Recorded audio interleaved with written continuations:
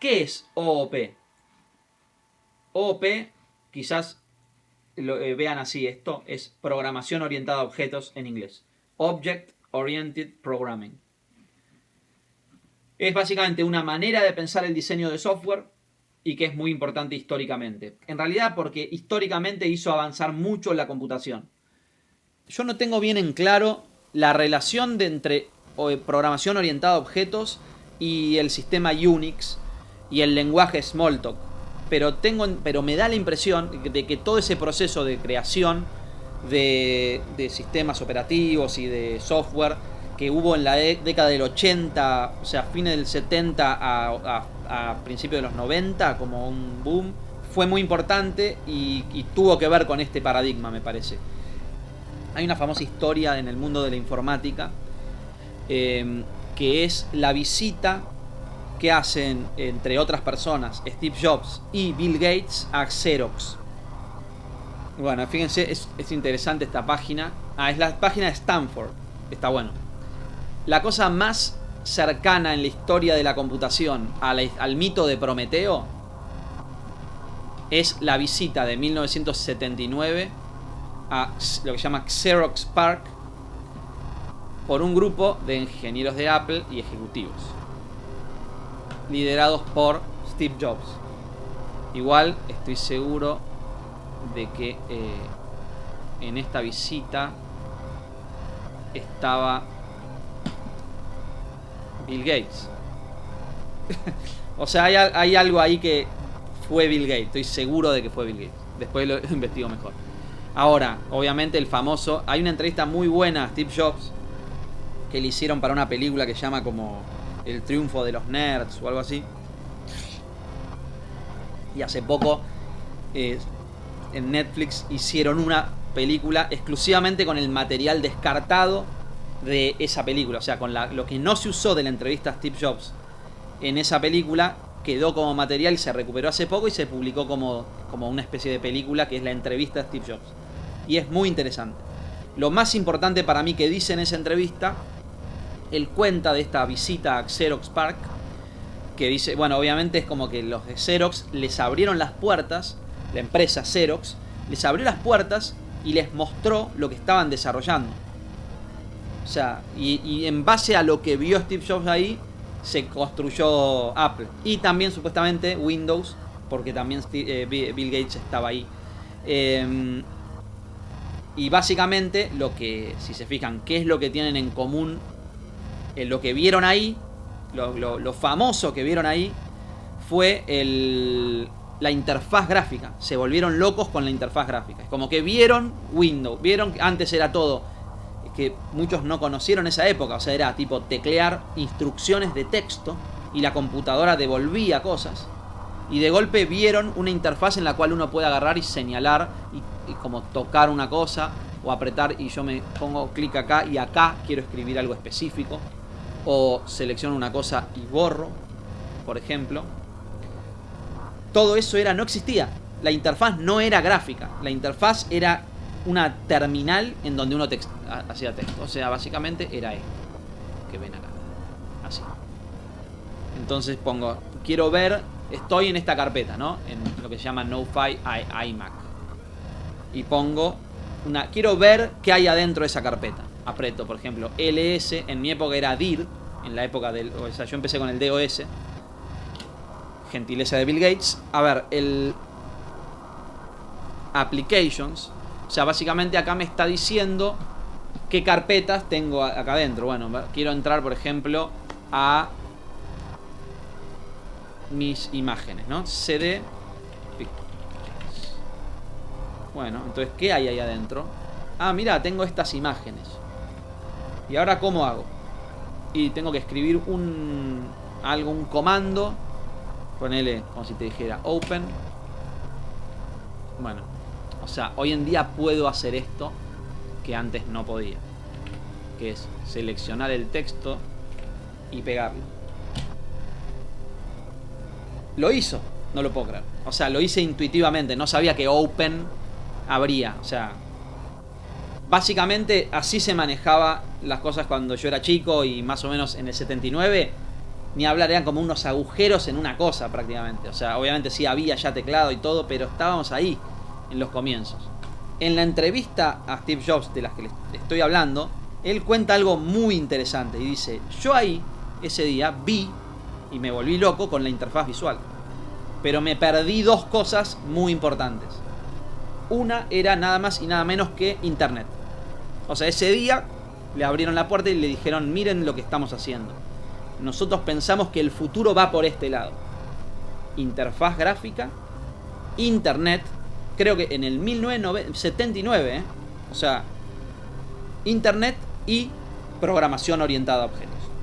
Es decir, al nivel de Internet y de la interfaz gráfica está la llamada programación orientada a objetos, que es lo que les estoy tratando de empezar a enseñar y que yo mismo estoy tratando de aprender.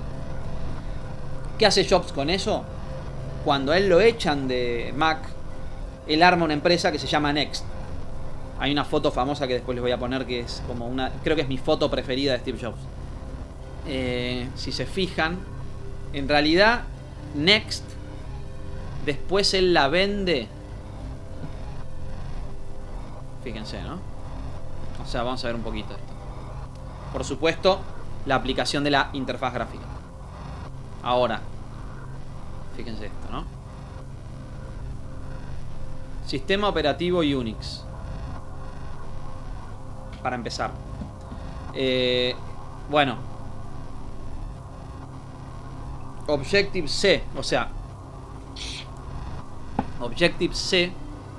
O sea, obviamente, si se fijan, básicamente, él en el 79 se dio cuenta que la interfaz gráfica era una revolución.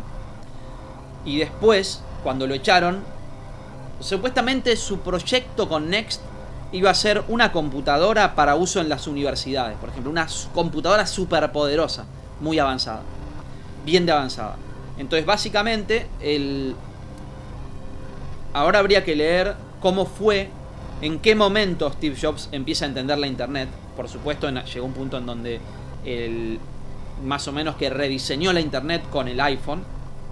Pero en esta etapa, como la etapa intermedia, supuestamente la etapa de fracaso de Steve Jobs, él trabaja con esta computadora en donde supuestamente, me parece, o sea, es clarísimo que toma el paradigma de orientado a objetos como el futuro de la programación, y toma también, tiene en cuenta la Internet, que es también lo que le quedó afuera de esa reunión.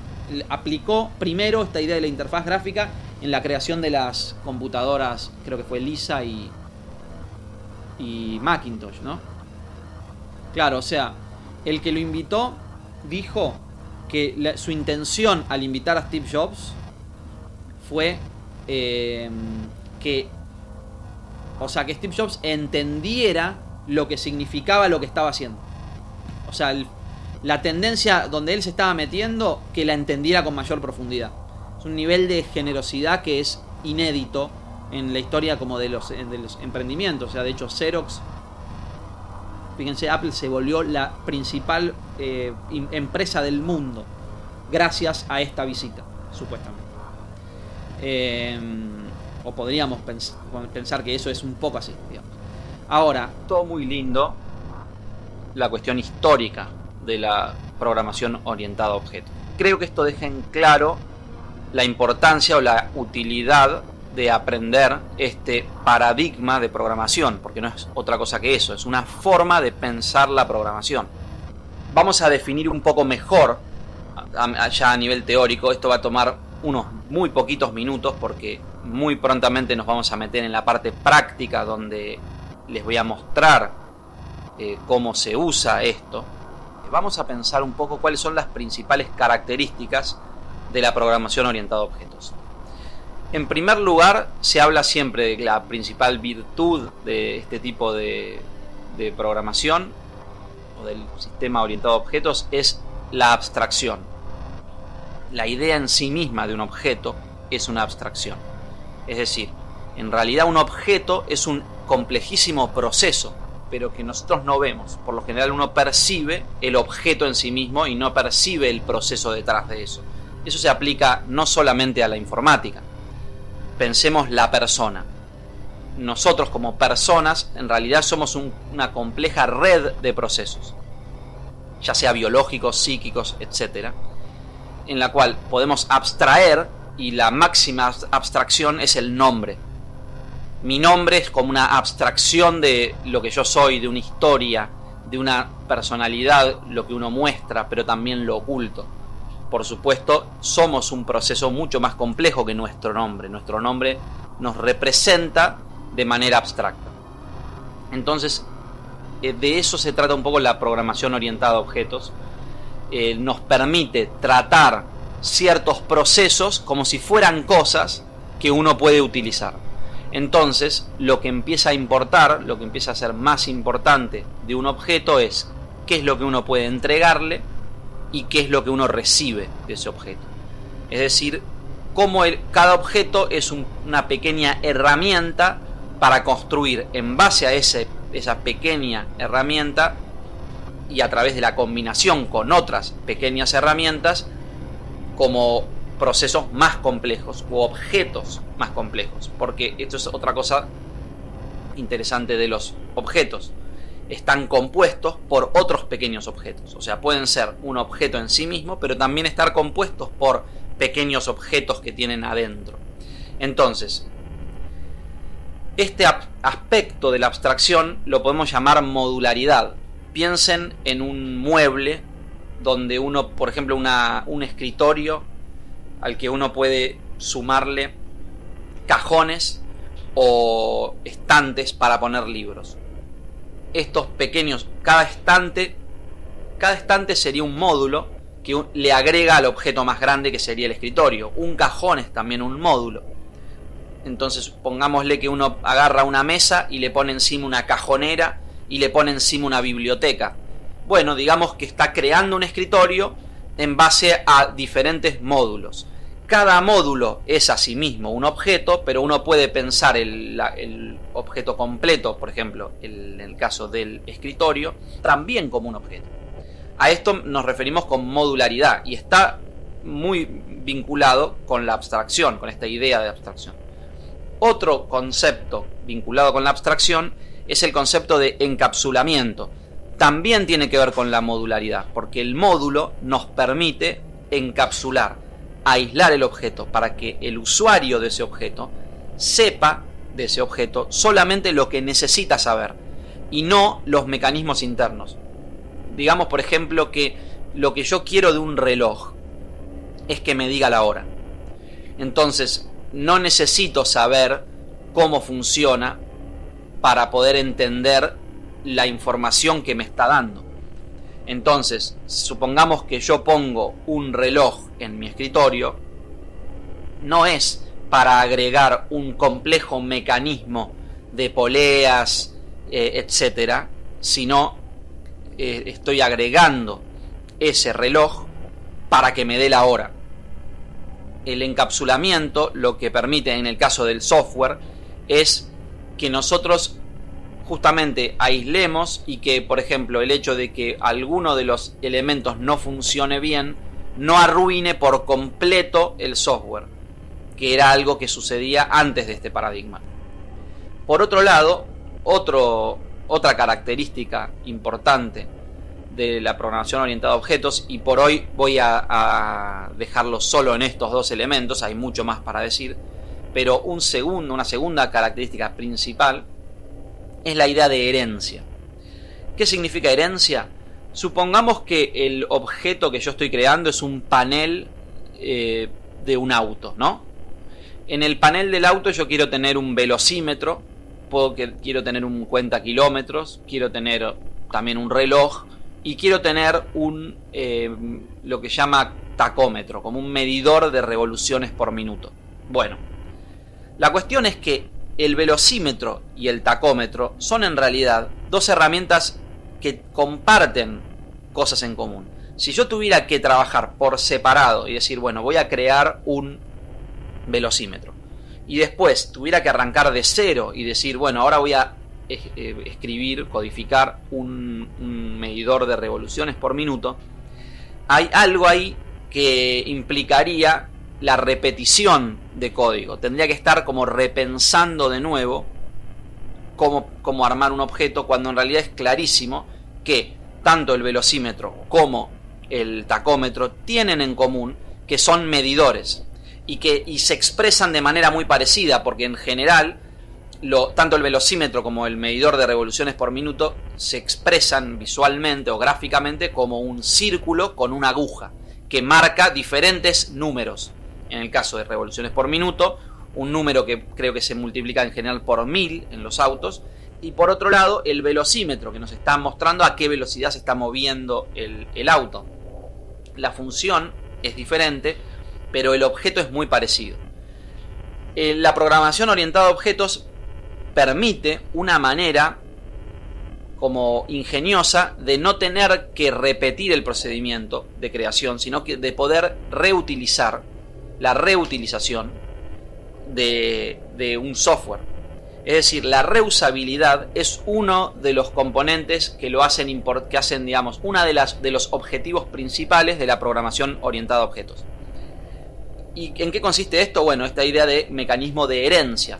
Yo puedo crear un objeto que se llame medidor, pongámosle. ¿Qué mide? No sé qué mide. Yo lo creo en abstracto y pienso en eso como una especie de clase, superclase, que en realidad no tiene una usabilidad concreta. Ya es aún más abstracta. Obviamente esto también está vinculado con la abstracción. Todo esto está integrado, está muy bien pensado y es un sistema de pensamiento mucho más complejo de lo que yo estoy mostrándolo. Pero básicamente la herencia lo que me permite es decir, quiero crear un medidor que me sirva para medir la velocidad. Lo voy a llamar velocímetro. ¿Qué es un velocímetro? Un velocímetro es un medidor. Al definir un velocímetro como un medidor, y después vamos a mostrar bien cómo es el mecanismo técnico a través del cual lo uso, pero por ejemplo en Python sería crear una clase llamada velocímetro que herede, poniéndole entre paréntesis, o sea, el tipo de clase de la que hereda, como lo que se llama el padre de esa clase, sería el medidor. Entonces, en el medidor yo describo las características comunes de todos los medidores. Pongámosle, podría decir que el medidor tiene una aguja y tiene una base en donde se ponen una regla donde se muestran números, por ejemplo. Entonces, cuando digo es un medidor, entonces el velocímetro es un medidor al que le asigno un valor específico a la regla. Le digo, en la regla poneme estos números que van del 0 al 200. Y la aguja anda moviéndola de acuerdo a la información de velocidad que te llega de tal otro aparato de medición. O incluso el aparato de medición, como el velocímetro, lo tenemos conectado a, pongámosle, una información de un GPS que le va pasando como dato la velocidad. Entonces el velocímetro imprime, digamos, en una pantalla o en un módulo específico que llamamos velocímetro, la velocidad, o sea, básicamente en kilómetros por hora. O podemos poner millas por hora. Lo mismo con el RPM, le decimos, vamos a crear un nuevo módulo, un nuevo objeto, en base a este objeto madre o objeto padre, que se llama medidor. Entonces es un medidor, pero ¿qué mide? Mide otra cosa, mide las revoluciones por minuto. ¿De qué manera lo mide? Bueno, los números se expresan de esta manera y la información de donde se posa la aguja está vinculada a esta información que la recibe de tal lugar. Entonces eso me permite básicamente no tener que repetir constantemente mismos procedimientos. Esto como una generalidad de las características principales de la programación orientada a objetos. Voy a hacer una última aclaración sobre dos conceptos que nos van a venir útiles y que es necesario que se sepan, o que es muy útil saberlos antes de meternos a trabajar con esto. Y son dos palabras específicas: clase e instancia. Estas se usan, tienen significados específicos dentro de la programación orientada a objetos, y digamos que la clase es una de las palabras más importantes. ¿Por qué? Porque la forma de definir un objeto es la clase. ¿Qué sería una clase? Básicamente una plantilla o lo que llama un template donde se describe y define un tipo de objeto. Después un constructor, o sea, por ejemplo, en el caso de Python, el intérprete Python va a agarrar lo que esté adentro de mi definición de clase y lo va a usar para definir lo que se llama una instancia. ¿Qué es una instancia? Es el objeto mismo. O sea, el objeto mismo, una vez que está construido y listo para el uso, sería una instancia. Digamos, pensémoslo de esta manera. Yo le pido a un arquitecto que construya un edificio. Primero que nada hace como un mapa, hace como una especie de gráfico o de dibujo, diseña el edificio. Y en este diseño lo hace sobre un papel o en el AutoCAD, en la computadora, teniendo en cuenta un montón de cosas. Ahora, la instancia de ese diseño es el edificio mismo. Cuando yo voy al maestro mayor de obras y le doy el plano de lo que quiero construir, el maestro mayor de obras construye una instancia de ese plano. Pero yo podría agarrar ese mismo plano y decir, bueno, ahora quiero construir el mismo edificio en otro lado. Entonces, supongamos que las condiciones con las que estoy construyendo son exactamente las mismas. Bueno, entonces voy a llevar a otro constructor el mismo plano y le digo, bueno, ahora constrúyame este edificio en esta otra calle. El constructor nuevo va a crear una nueva instancia de la clase, pero la clase va a ser la misma. El plano que especifica cómo construir el edificio es el mismo. Bueno, más o menos de esta manera funciona la programación orientada a objetos. Por supuesto, esto es solo un comienzo. Vamos a ver cómo se aplica esto a la programación en sí. Les hago una última aclaración. Vamos a pasar voy a pasar a otro video, o sea, una segunda clase. Esta sería la introducción y ahora vamos a ir a la clase ya más práctica. Les sugiero que si les interesa se suscriban al canal. Esto me sirve a mí mucho como un feedback para entender a cuántas personas puede interesarle. También les pido, si les gustó el video, que pongan like. Cada vez que puedan, que pongan like, porque eso ayuda mucho a entender si les sirve o no, y también le ayuda a YouTube para entender si es valioso o no el video. Pero por otro lado les sugiero que se suscriban para que cada vez que saque un nuevo video, que lo voy a ir sacando en la medida que pueda, les sugiero que se suscriban para que les vayan llegando notificaciones y apretan la campanita cuando saco un nuevo video, sobre todo si les interesa, ¿no? Por último, yo a veces los videos los hago muy largos, a veces, como digamos, me voy por las ramas o me intereso en un tema y muestro, o quiero mostrar en profundidad un proceso que estoy haciendo, y después cuando voy a editar me doy cuenta que es demasiado y que no va exactamente a lo que estoy tratando de explicar, y tampoco quiero someterlos a eso. Pero hay personas que por ahí les interese profundizar, realmente les parezca útil o realmente quieran entender con mayor profundidad algunas cosas. Entonces voy a sacar una segunda lista de reproducción. O sea, voy a sacar unos videos que se van a llamar extra, como Python Multimedia Extra, y que los voy a ir numerando también como extra 01, 02, etcétera. Y ahí donde voy a poner como las cosas que quizás tuve que dejar afuera, pero que aún me parecen valiosas para publicarlas de todas maneras. Así que estén atentos al canal, vayan chequeando estas dos listas de reproducción. La principal, la que estamos ahora, se llama Python Multimedia, y la segunda se va a llamar Python Multimedia Extras. Así que bueno, los espero en el próximo video y espero que les sirva. Muchas gracias.